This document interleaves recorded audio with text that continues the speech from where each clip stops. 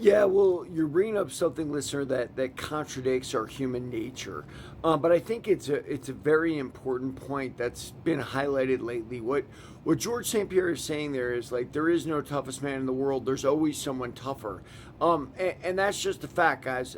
That's because partly styles make fights, right? Like, so there's not just one man that can stand there and beat up everybody else. It's just not the way it works. Now, secondarily, there's something very different between being very tough and very street tough and being a great athlete. And of course, that comes with cardio conditioning and dedication and whatnot. Because I guarantee you this: if you are street tough, if you're out there doing things, guess what? You're not in the gym. That's just not the way it actually works. I met some very street tough guys in prison, and the thing about them is they're impervious to pain. They can take a lot of punishment, but they're not making laps around the track, getting a body like George St. Pierre right there.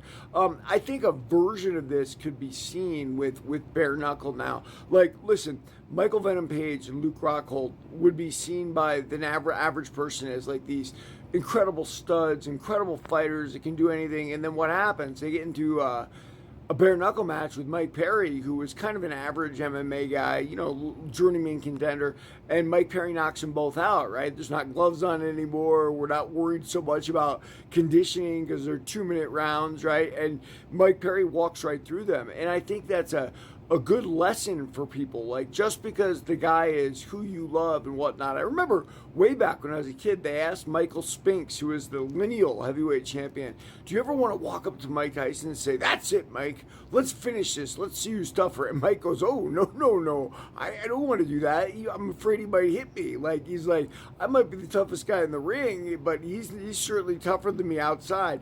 And by the way, that goes for Mike Tyson too. I remember Mike Tyson was talking about how he's walking through Harlem. He's a multimillionaire, and who pulls up on his bicycle but Mitch Green again. He's like, oh no, Mitch Green.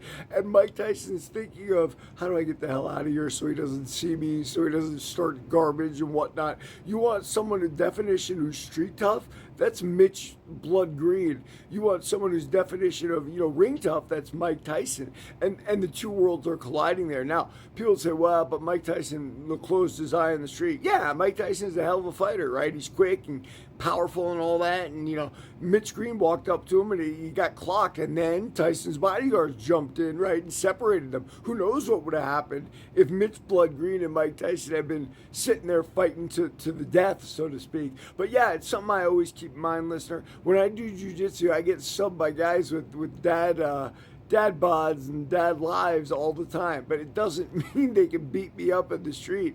And I think George is trying to remind people, like, hey, I was the baddest MMA guy in the world for a while, but don't make it like I can beat everybody up. And he couldn't. Everybody, read my book, Warrior of the Light.